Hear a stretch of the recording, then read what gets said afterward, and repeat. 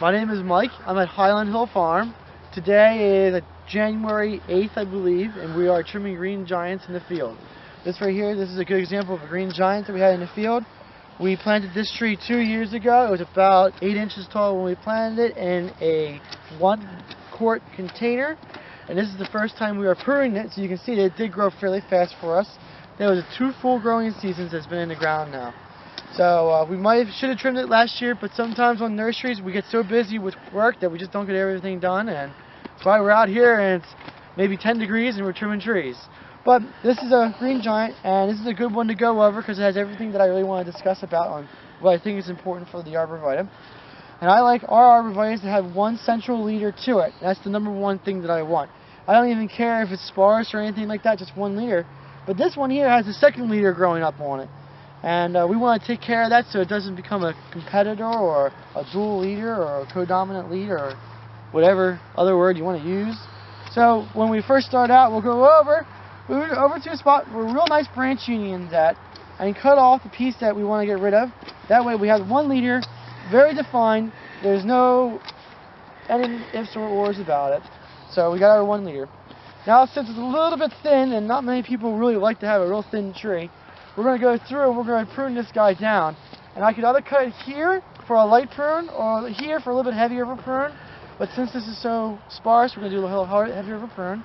Then we're going to go on the sides and tip back the sides a little bit. And that's to encourage these guys here or these guys there to take over as central leader.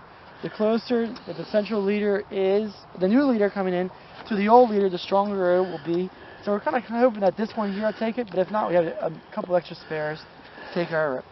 Since we trimmed those two, we're going to do the rest of the tree so it keeps its shape.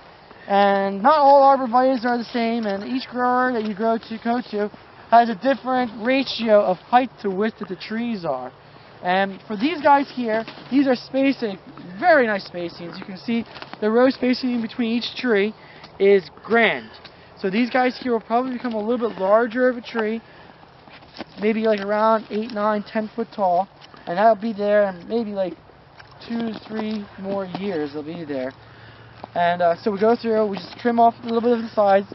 We make sure that all the tips are pruned everywhere to encourage this interior growth to come out. And next year when we come out, what I would like to see is this interior growth grow out, fill in, so you won't be able to see the trunk of the tree. Oh, you will be able to, but it won't be so obvious. I also like to see a new leader sprout up on one of these. We may have to come through, and if 2 or 3 of them develop, we may have to go through and trim them. But Arborvitae, green giant especially, doesn't really do that. They usually have just one, and that's all that it does. So that's kind of how I like the tree. Again, one central leader, shaped, a little bit denser. If you didn't want to make it dense, that's fine, but as long as it has one leader, you're pretty much good to go. If you have questions about Arborvitaes, give us a call at Highland Hill Farm. This is Bill. Our phone number is 215-651-8329. Thank you.